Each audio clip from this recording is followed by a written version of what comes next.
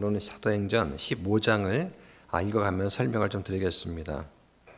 바울의 1차 선교 여행은 사도행전 13장하고 14장 두 장에 걸쳐서 이루어졌습니다. 자, 그 시기가 언제냐? 학자마다 좀 달라요. 저리 벽에 붙어 있는 그 성경 연대기에 보면 사도행전 1차 선교 여행이 AD 45년이라고 되어 있는데 저거는 대략치입니다. 정확한 건 아니고요.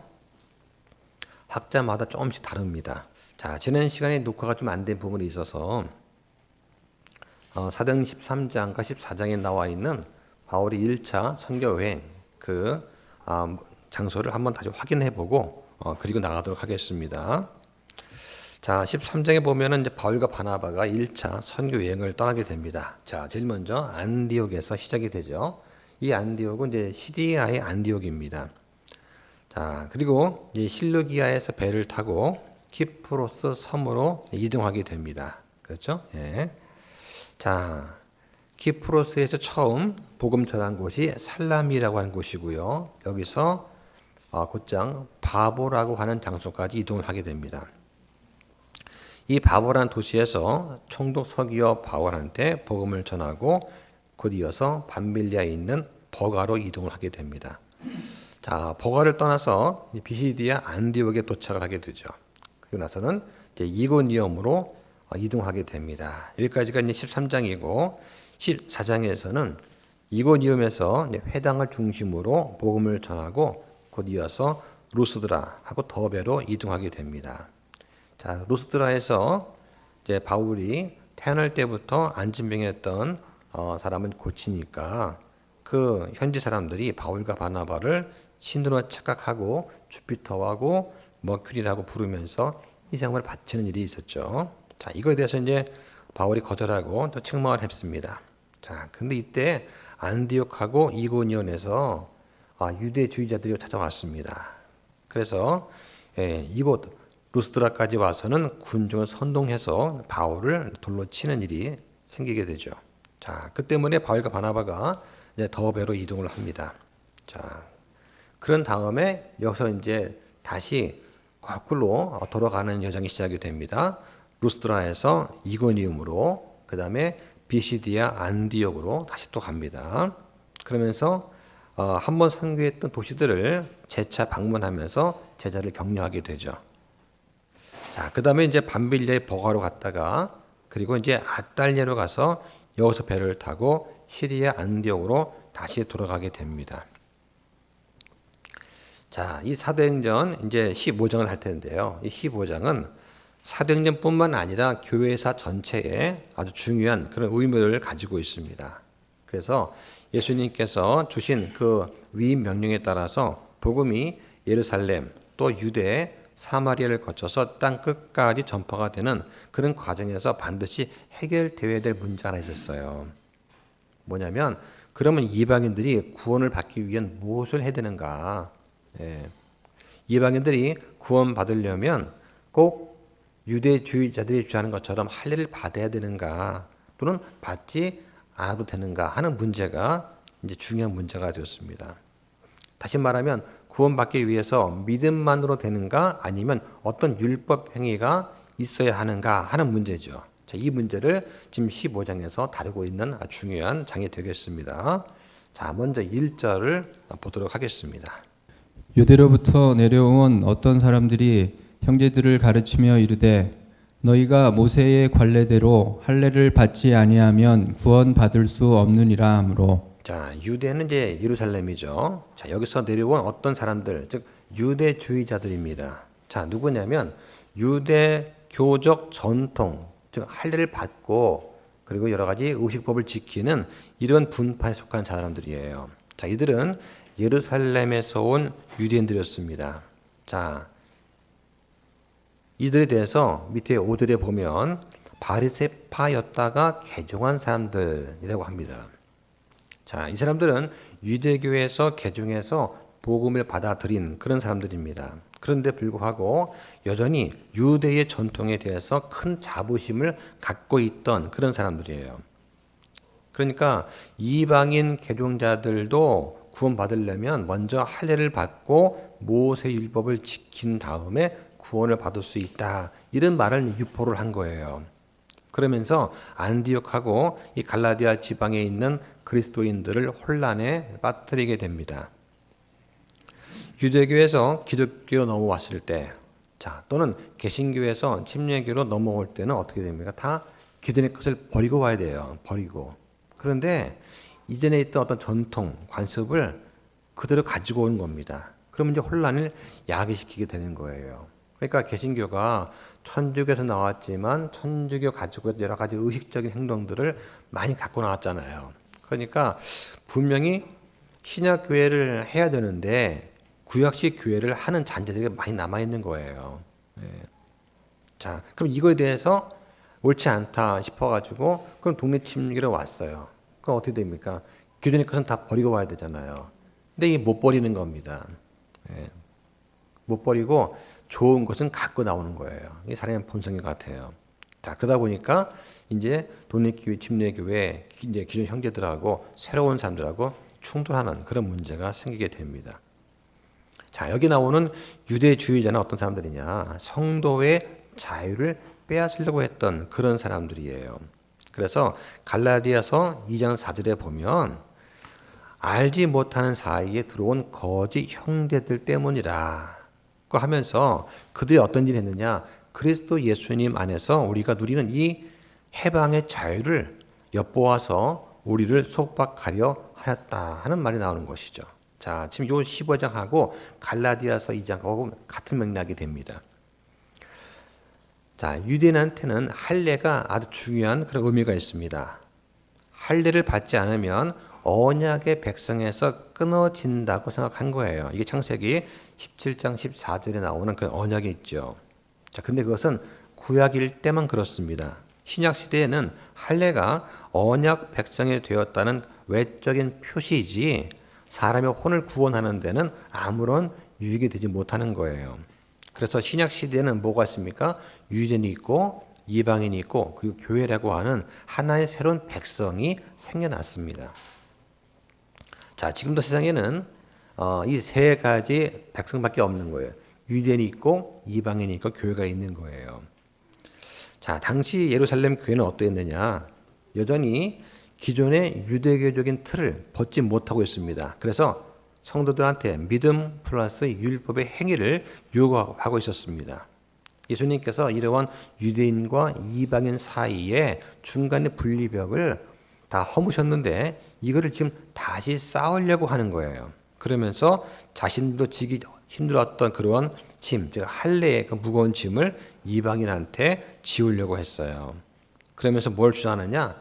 이방인들이 구원받으려면 먼저 유대인이 되어야 된다. 그 뒤에 구원이 있다고 하는 거예요. 다시 말하면 먼저 모세를 섬기고 모세 율법을 지키고 그 다음에 그리스도를 섬겨야 된다라고 주장하는 것이죠. 바울은 이들을 가리켜서 뭐라고 하느냐? 알지 못하는 사이에 들어온 거짓 형제다라고 불렀던 거예요. 자, 그다음 2절 보겠습니다. 바울과 바나바가 그 사람들과 작지 않은 분쟁과 논쟁을 벌이매 그들이 이 문제로 인해 바울과 바나바와 자기들 중에 다른 몇 사람을 예루살렘에 있는 사도들과 장로들에게 올려 보내기로 결정하니라. 자, 지금 바울과 바나바 또 몇 사람이 시리아 안디옥에서 예루살렘으로 올라갑니다. 자, 이 올라간다는 표현을 썼는데 예루살렘은 다른 도시에 비해서 평균 고도가 높아요. 한 754m 정도가 됩니다. 해발. 그러다 보니까 주변보다 높은 고지대니까 올라간다는 표현을 주로 쓰는 거예요. 자, 바울의 1차 선교 여행을 기록한 13장, 14장 그 다음에 15장에서 예루살렘 회의가 열리게 됩니다. 바울의 전도를 통해서 이방인들이 복음을 믿고 받아들임으로써 구원을 얻었다. 자, 그다음에 그 외의 것, 즉 유대의 율법 행위, 전통 같은 것들은 구원과 직접 연관이 없다 하는 사실을 공식적으로 이제 확인시켜 주는 회의가 바로 예루살렘 회의예요. 중요한 회의입니다. 그러니까 기독교 사회에서 최초의 공의회, 공회의라고 할 수가 있습니다. 당시에는 이방인들이 구원 얻으려면 반드시 할례를 받아야 한다라고 하는 유대인 출신의 개종자들의 주장이 있었어요. 예. 근데 이들이 이방인들을 대상으로 선교를 하고 돌아와서 지금 안디옥에 머물러 있던 바울과 바나바한테 아주 충격적인 주장을 좀 하는 겁니다. 이건 도저히 수용할 수가 없는 그런 어처구니가 없는 주장이었죠. 자, 근데 이런 주장들이 이방인 교회가 세워졌을 때 이 교회를 흔드는 거예요. 예, 교회의 정체성을 흔들고 다시 유대주의로 회귀하게 만드는 아주 위험천만한 그런 주장을 이제 펼친 것입니다. 이 때문에 당시에는 할례를 찬성하는 편, 그 다음에 할례가 필요 없다 반대하는 편 사이에 파당과 분쟁이 지금 일어난 거예요. 자, 이 상황입니다. 자, 3절 보겠습니다. 교회가 그들의 길로 내보내매 그들이 베니게와 사마리아를 지나면서 이방인들의 회심을 밝히 알려 모든 형제들에게 큰 기쁨을 끼쳤으며. 네, 자, 이 베니게는 오늘날 레바논 지역입니다. 그래서 성경에 두로와 시돈이라는 도시가 있던 곳이 이 베니게예요. 자, 여기는 이제 스데반 순교 이후에 예루살렘에서 흩어진 사람들이 복음을 전해서 탄생한 그런 교회가 있었습니다. 자, 사마리아도 마찬가지입니다. 예루살렘의 환란 때문에 흩어져 있던 사람들, 특히 집사 빌립하고 사도 베드로, 요한이 복음을 전해서 탄생한 교회가 있던 곳이 사마리아예요. 그러니까 이 바울 일행이 베니게와 사마리아를 지나갔다는 그 말은 그 지역에 세워진 교회 성도들을 갖다가 방문했다는 걸 뜻한 것입니다. 자기 보니까 이방인들의 회심이라고 나오죠. 성경에 회심이라고 하는 conversion 단어가 여기에 한 번 나와요. 예. 자, 회심이라고 하는 것은 이방인들이 우상을 버리고 하나님께로 마음을 돌이킨다는 뜻입니다. 자, 구체적으로는 바울과 바나바가 키프로스 섬, 또 비시디 안디옥, 이고니움, 루스드라 등지에서 복음을 전할 때 이 복음을 듣고 그리스도를 믿음으로 영접해서 믿음을 갖게 된 그런 이방인들의 회심을 말하는 것이 되겠죠. 자, 그 다음 4절과 5절을 보겠습니다.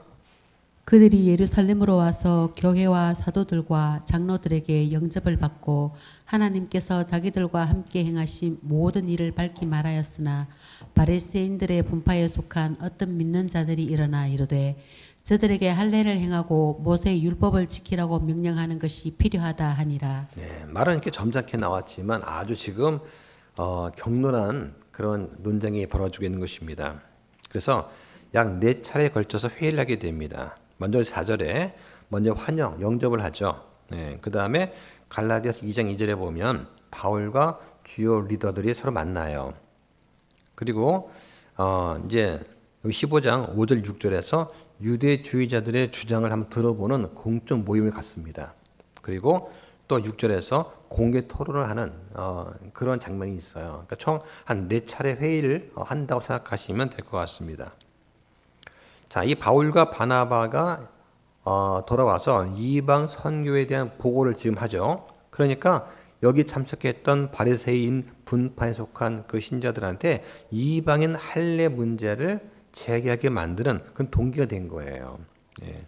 그러니까 바리새인 그러면 아주 율법주의적인 거 아니겠습니까? 자, 그러면서 5절에 분파라는 단어가 나오는데 이게 갈라디아서 5장 20절에 이단 파당이라는 말 나오죠. 같은 단어예요. 이 분파라는 단어하고 이단 파당이라는 단어가 같은 단어입니다.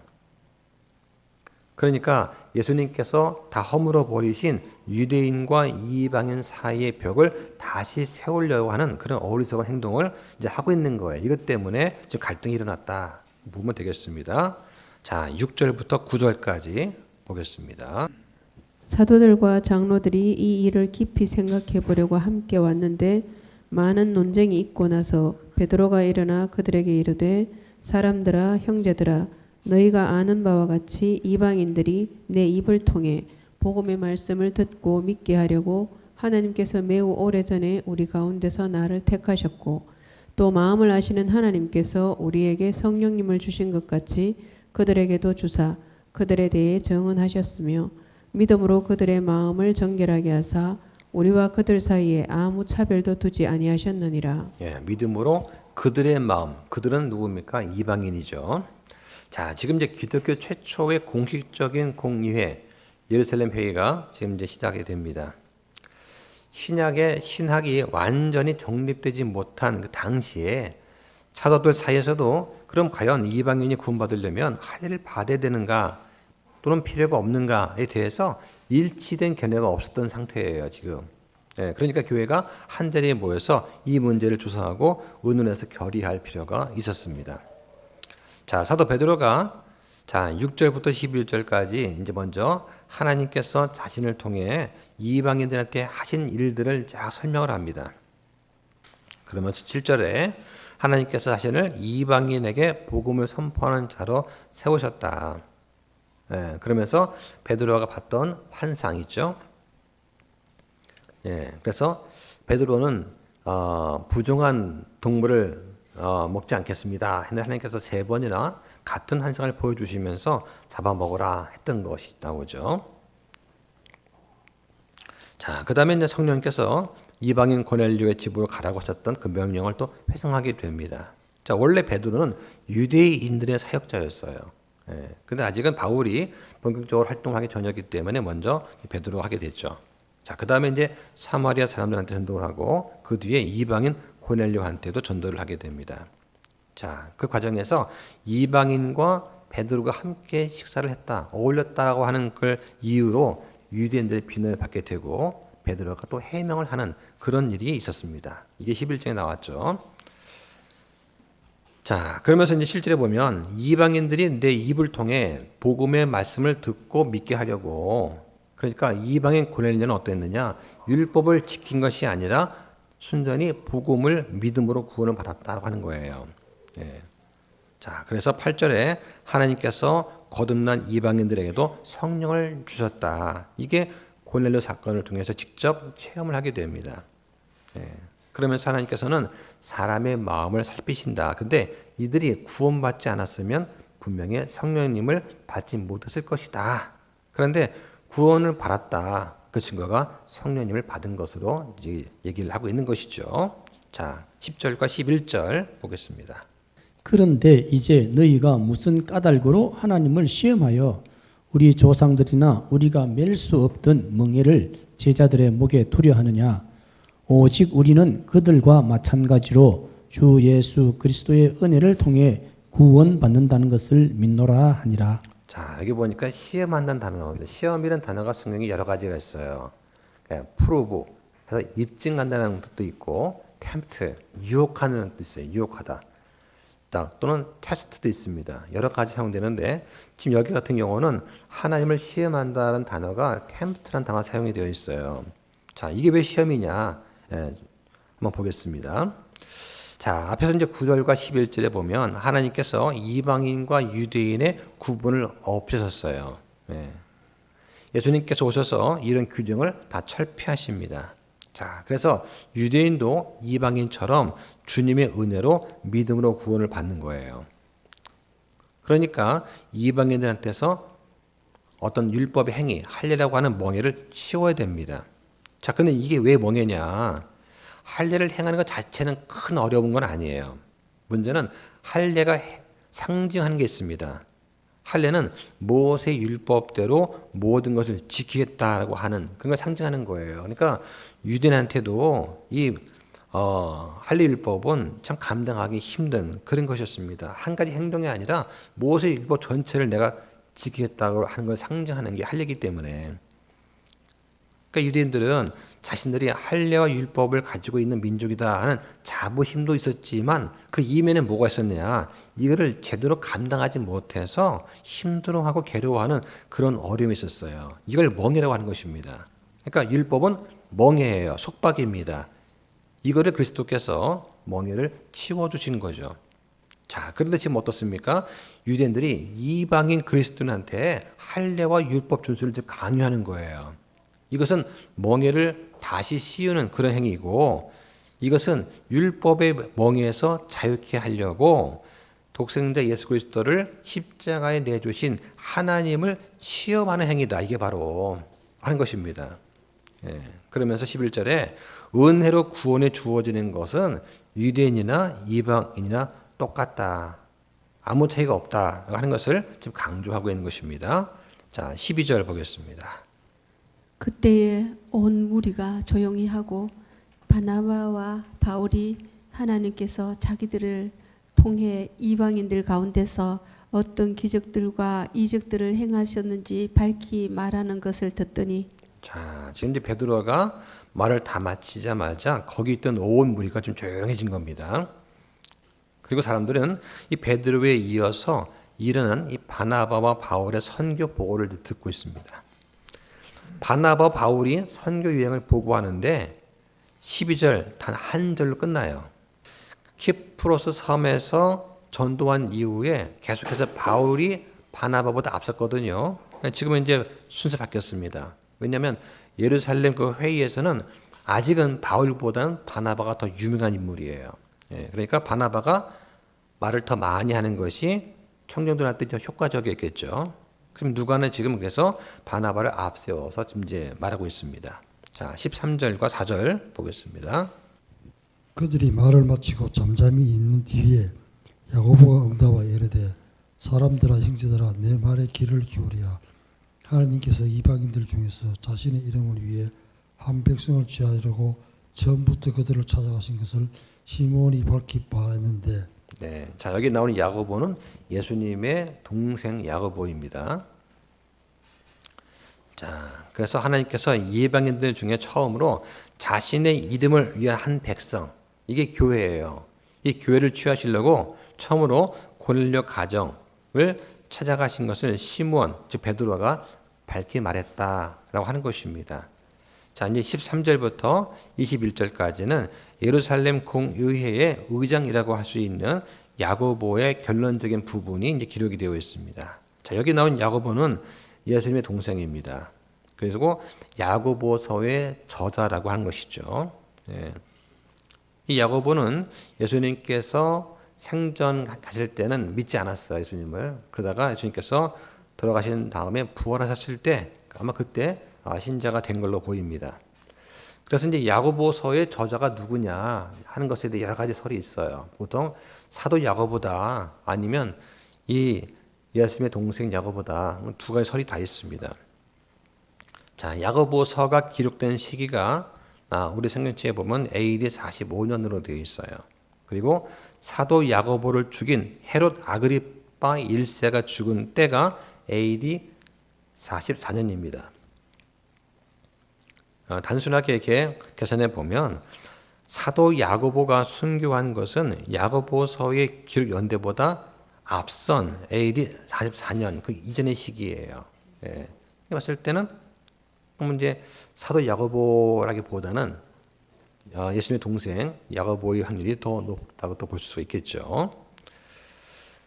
자, 그래서 이제 한 백성을 취하시려고 이 교회를 말하는 것입니다. 자, 15절부터 18절까지 보겠습니다. 대언자들의 말씀들이 이것과 일치하는도다. 이것은 기록된 바 이 유일 뒤에 내가 돌아와 다윗의 쓰러진 장막을 다시 건축하고 내가 그것의 허물어진 것을 다시 건축하며 내가 그것을 세우리니 이것은 사람들 중에서 남은 자들과 내 이름으로 불리는 모든 이방인들이 주를 찾게 하려 함이라. 이 모든 일을 행하는 주가 말하노라 함과 같으니 세상이 시작된 이래로 하나님의 모든 일은 그분께 알려져 있는 일이라. 자, 여기 16절과 17절 말씀은 아모스서 9장 11절과 12절 말씀을 인용한 것입니다. 자, 그래서 여기 16절에 보면 이 일 뒤에가 언제냐? 보통 이제 교회 시대가 끝난 뒤 환란기, 그죠? 환란기, 천년왕국이 시작될 때 그때를 말하는 것으로 보통 봅니다. 자, 그때 내가 돌아와서 다윗의 쓰러진 장막을 건축하고 허문 것을 다시 건축하겠다. 또 다시 세우겠다고 하는 것이죠.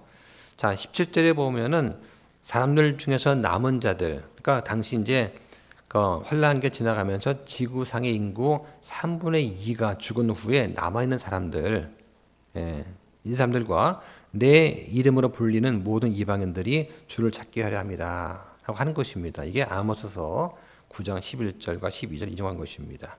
자, 지금 야고보는 베드로가 이방인한테 복음을 선포하고 또 구원받은 이방인한테 성령님이 내주하시는 그것은 우연한 사건이 아니다. 바로 하나님께서 이미 오래전에 대언자를 통해서 예언하신 그 말씀에 지금 딱 부합하는 그런 일이다고 한 것을 지금 말하고 있는 거예요. 지금 이거 말을 하려고 인용한 것입니다. 이방인들은 하나님의 이름을 위해서 택한 백성이다. 지금 하나님께서는 이방인 그리고 유대인으로 구성이 된 교회라고 하는 한 백성을 지금 불러내신다라고 하는 것입니다. 자, 그랬더니 이제 유대주의자들이 이제 묻는 것이죠. 아니, 어떻게 이방인이 유대인과 한 백성이 될 수 있습니까? 라고 하는 것이죠. 그러니까 유대인들은 이스라엘의 과거 영광, 모세가 갖고 있던 영광, 또 미래 영광, 메시아 그 왕국을 믿었던 그런 민족이죠. 자, 그런데 어떻게 이방인들이 여기에 동참할 수 있느냐 하는 의문을 갖는 거예요. 지금 우리는 이거에 대해서 다 이해하고 있습니다. 왜냐하면 예수님의 초림과 재림 사이에는 교회라고 하는 신비의 어떤 기간이 있어요. 교회 신비죠. 예, 그래서 초림과 재림 그 산봉우리 사이에 있는 계곡에 해당하는 것입니다.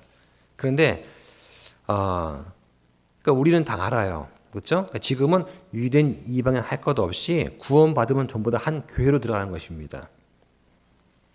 그런데 이 당시는 그 유대인들이 이해 못했던 것이죠. 자, 그래서 16절 17절에 야고보가 이 대언자들의 말도 여기 동의한다고 말하면서 아모스서 9장 11절 12절을 인용한 거예요. 그러니까 아모스의 말씀은 베드로, 바울, 바나바가 말한 것과 일치한다 하는 것입니다. 그게 뭐냐? 이방인들의 구원은 대언자를 통해서 이미 오래전부터 계시되어 있었다라고 하는 것을 말하고 있는 거예요. 자, 19절과 20절 보겠습니다. 그러므로 내 판결은 우리가 이방인들 가운데서 하나님께 돌아온 자들을 괴롭게 하지 말고 다만 그들이 우상들의 더러운 것과 음행과 목매어 죽인 것과 피를 멀리하도록 그들에게 글을 쓰자는 것이니라. 자, 내 판결이 있는데 뭐냐? 20절에 그들이 우상의 더러운 것, 음행, 목매어 죽인 것, 피를 멀리하도록 그들에게 글을 쓰는 것이다. 자, 이게 무슨 상관이 있을까라고 하는 것입니다. 자, 이거 이제 야고보가 직접 회의 때 말한 내용이 되겠죠. 자, 19절부터 35절까지는 예루살렘 교회 수장인 야고보가 직접 판결한 내용이 되겠습니다. 자, 하나님께 돌아온 자들을 괴롭게 하지 말라. 구원을 줄 수 없는 할례, 율법을 이방인한테 요구한다는 것은 그들을 오히려 믿음에서 떠나게 만드는 그런 독이 될 수 있다라고 하는 것입니다. 판결 내용이 이제 두 가지가 있는데 하나는 구원에 관한 교리고 하나는 성화에 관한 교리예요. 예. 구원에 관한 교리는 뭐냐면 오직 믿음으로 은혜로 구원받는다 하는 것입니다. 그래서 이 구원 교리에는 따라야 될 어떤 의무 같은 것이 있어요. 예. 그래서 야고보서 2장 14절, 17절, 26절 여기 보면은 뭐라고 합니까? 사람이 믿음이 있다고 말하면서 행위가 없으면 이게 무슨 유익이 있느냐. 그리고 17절에 믿음도 행위가 없으면 죽은 것이다. 26절에 영이 없는 몸이 죽은 것 같이 행위 없는 믿음도 죽었다. 이런 말을 이제 하게 되는 것이죠. 자, 그러니까 구원받으려면 뭐가 필요하냐? 믿음 플러스 행위가 필요한 것이 아니라 구원받은 사람이라면 믿음에 걸맞는 행위, 즉 믿음의 열매가 나타나야 된다라고 하는 것입니다.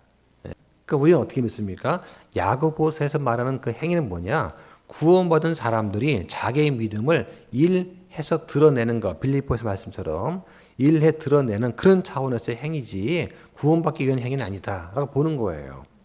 그 다음에 두 번째는 뭐냐? 성화에 관한 그러한 교리입니다. 그러니까 이방의 성도들이 지금 유대인 그리스도인과 함께 교제를 하면서 교회라고 하는 그런 걸 백성을 이제 만들어 놨는데 하나님께서 여기서 섞이려면 어떻게 되느냐?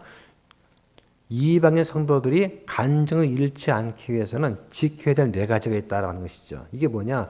유대인 그리스도인들이 아주 싫어하는 것, 아주 혐오하는 것을 구태여 이방인 그리스도인들이 그걸 행함으로써 어떤 불씨를 만들 필요는 없다라고 하는 것이죠. 그게 뭐냐? 구원을 받기 위해서 또는 유지하기 위해서가 아니라 이것은 간증을 잃지 않기 위한 것이다. 예를 지키기 위한 것이다. 라는 것이죠. 첫 번째는 우상의 더러운 것, 즉 우상한테 바쳐진 음식을 먹지 않는 것. 두 번째는 음행. 이게 뭐냐면 우상 숭배와 관련된 겁니다. 그러니까 이교도의 우상 신전에서는 신전에 창기가 있어요. 그러니까 우상 숭배한 다음에 그 신전을 섬기는 창기들하고 음행을 했단 말이죠. 이게 관련되어 있는 겁니다. 그래서 음행하지 않는 거. 세 번째는 목매어 죽인 동물. 목매어 죽이면 동물들이 피가 몸에서 안 빠져나가지 않습니까? 그러니까 피째 먹지 말라라고 하는 그 계명을 지켜야 되는데 목매어 죽인 동물을 먹으면 어떻게 됩니까? 그러면 피째 먹는 거잖아요. 그죠? 이거는 혐오하는 거다. 그 다음에 네 번째는 피를 먹는 것. 그래서 피를 먹지 말라고 하는 것은 육체 생명이 피 있기 때문이거든요. 자, 이것들을 이방인들은 아주 아무 생각 없이 해왔던 거란 말이에요. 유대는 이걸 아주 혐오하는 것이고, 그러니까 유대인 그리스도인들과 교제를 하려면 이방인 그리스도인들이 이 네 가지에 대해서 조심해라 하는 것이죠. 이거를 지금 야고보가 권면하는 거예요. 이걸 잘 지키면서 해라. 그런 문제가 없을 거다라고 하는 것이고, 그런 내용의 지금 편지를 쓴 거예요. 이게. 지금 야고보는 최대한 이방인 그리스도인과 유대인 그리스도인들이 잘 융화되고 조화를 이루기 위해서 교제하게 만들려 주려고 지금 도와주고 있는 거다 생각하시면 되겠습니다. 자, 21절 보겠습니다. 이는 옛적부터 모세에게는 각 도시에서 그를 선포하는 자들이 있어 안식일마다 회당들에서 모세의 글을 읽기 때문이니라 하더라. 자, 왜냐하면 그런 얘기죠. 옛적부터 모세한테는 각 도시에서 글을 선포하는 것, 즉 모세 율법을 준수하라고 가르치는 자들이 있다는 얘기예요. 그죠? 회당에서. 그래서 이제 안식일날 모여서 예배를 드릴 때 그런 모세 율법을 읽지 않습니까? 자, 이 말씀은 왜 앞에서 야고보가 이방인 그리스도인들한테 네 가지 금기 사항을 요구하는가에 대한 적절한 이유를 좀 설명해 주는 거예요. 한마디로 말하면 그리스도께로 돌아온 이방인들이 있는 이방 각 지역의 각 성에는 박해를 피해서 지금 내려와 있는 유대인이 있다는 얘기죠. 근데 이 유대인들이 안식일마다 회당 중심으로 율법을 읽고 가르치고 배운다. 그런데 만약에 기독교인이든 이방인들이 이 유대인들이 혐오하는 그와 같은 행위를 계속하면, 그죠? 그리스도인이 되어서 같이 이제 예배를 드리고 교회를 형성했는데 그 가운데서도 예전에 마치 유대인이 율법을 버리지 못하는 것처럼 이방인들이 네 가지 금기적인 것들을 계속 한다면 그러면 이제 이게 대화가 안 되지 않습니까? 그럼 덕이 되지 않고 또 주님께 돌아오는 그런 길에 유대인들이 걸림돌 된다. 그러니까 이방인 그리스도인으로 하여금 유대인 신자들과 마찰 없이 지낼 수 있도록 어떤 방법을 제시한 거예요. 자, 22절 보겠습니다. 그때 사도들과 장로들이 온 교회와 더불어 자기 동료들 중에서 선정된 사람들을 바울과 바나바와 함께 안디옥으로 보내는 것을 기쁘게 여겼는데 그들은 형제들 가운데 주요 인물인 바사바라 하는 유다와 실라더라. 네, 자 22절부터 29절까지는 예루살렘 공의회의 결의 사항을 자 이방 선교의 전초 기질 역할을 감당하고 있던 이 안디옥 교회의 문서로 전달한 겁니다. 그 내용을 좀 소개하고 있어요. 자, 그래서 사도들, 장로들, 온 교회 더불어서 함께 이런 할례의 필요성을 주장하던 사람들도 일단 자기 주장을 철회하고 이방의 신자한테는 할례가 필요 없다 하는 그 사실에 공감을 표한 겁니다. 일치를 본 거예요. 이렇게. 자, 여기 보니까 바사바가 나오는데 성경에 바사바는 2명이 나옵니다.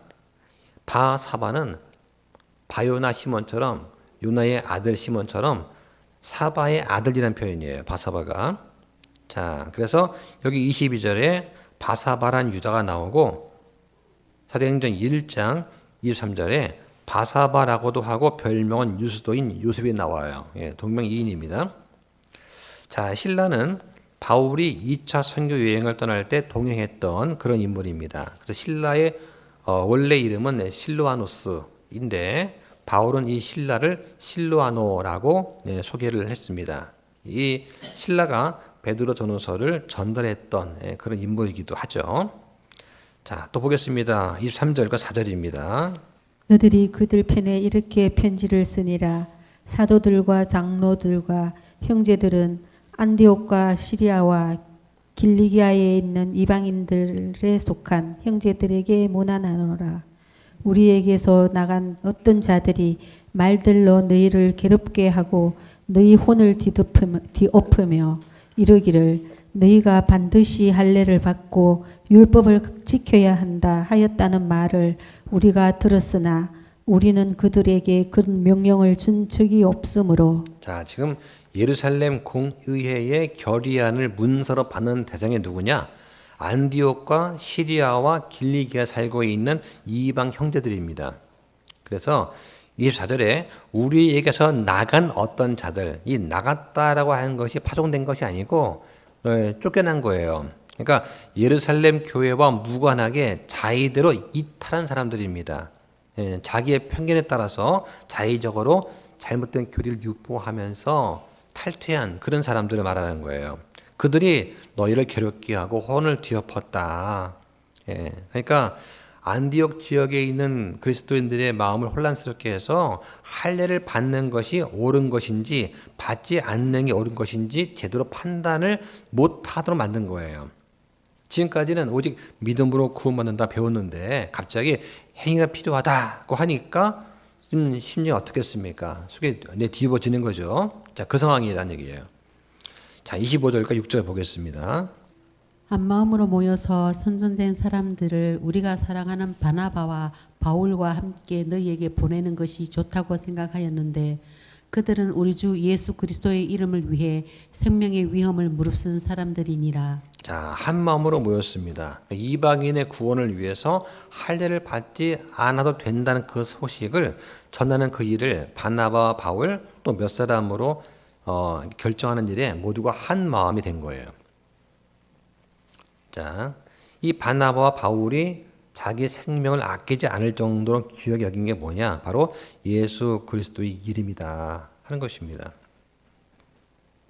그래서 이들은 어떤 사람들입니까? 자기를 죽이려고 했던 그 곳으로 다시 돌아가서 거기 있는 제자들의 믿음을 굳건히 할 정도로 복음을 위해서 목숨을 아끼지 않았던 그런 인물들이다라고 하는 것입니다. 자, 27절부터 9절까지 보겠습니다. 그러므로 우리가 유다와 실라를 보내었으니 그들도 너희에게 같은 것들을 입으로 전하리라. 성령님과 우리는 이 필요한 것들보다 더 큰 짐을 너희에게 지우지 아니하는 것을 좋게 여겼나니 그것은 곧 우상들에게 바친 음식과 피와 목매어 죽인 것과 음행을 너희가 멀리하라는 것이니라. 너희가 이것들을 스스로 삼가면 너희 일이 잘 되리라. 너희에게 평안이 있기를 원하노라 하였더라. 자, 여기서 이제 바울과 바나바 외에 유다와 실라도 보냅니다. 그들이 같은 메시지를 전하면 더 효과적이겠죠. 28절에 이 필요한 것들이 뭐냐? 이것은 앞에 19절 또 29절에 나와 있는 이방인이 지켜야 될 네 가지 기본적인 금기 사항들입니다. 이 네 가지 금기 사항들보다 더 큰 짐은 유대주의자가 요구하는 할례, 그죠? 모세율법 지키는 것이죠. 이거를 지우지 않는 것을 좋게 여겼다. 그러니까 네 가지만 지키면 된다요. 네 가지만. 네 가지 금기사만 잘 지키면 된다. 자, 그러면서 29절에 너희가 이것들을 스스로 삼가하면 너희 일이 잘 되리라.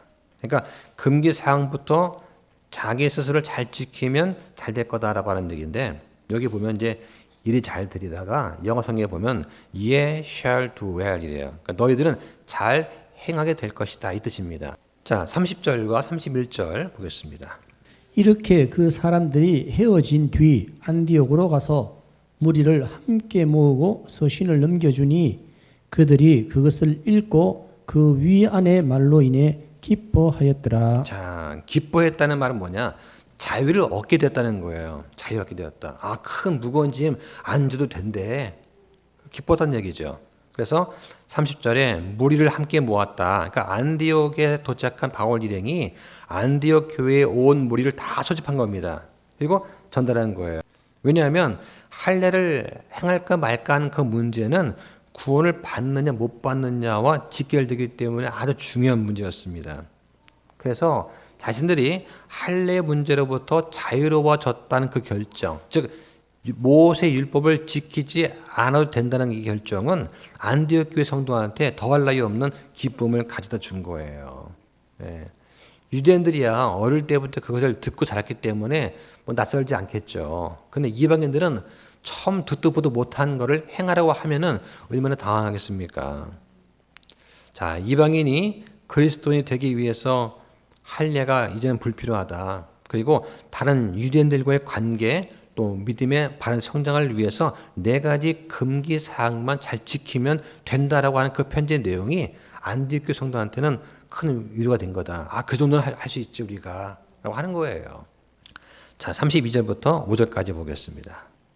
유다와 신라는 자신들도 대언자이므로 많은 말로 형제들을 권면하여 그들을 굳건하게 하고 거기서 얼마 동안 머문 뒤 형제들로부터 떠나 평안히 사도들에게 가게 되었으나 그럼에도 불구하고 신라는 거기에 그대로 머무는 것을 기뻐하더라.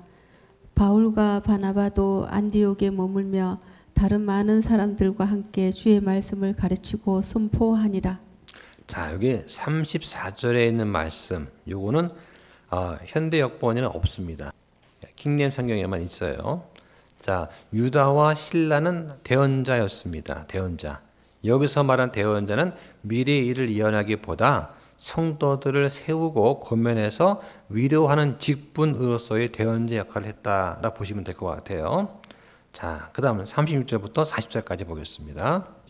바울이 바나바에게 이르되 우리가 주의 말씀을 선포한 모든 도시로 다시 가서 거기 있는 우리 형제들을 방문하고 그들이 어떻게 행한지를 알아보자 하니 바나바는 마가라 하는 요한을 데리려고 결심하였으나 바울은 밤빌리아에서 자기들을 떠나 자기들과 함께 일하러 가지 아니한 자를 데리고 가는 것이 좋지 않다고 생각하니라.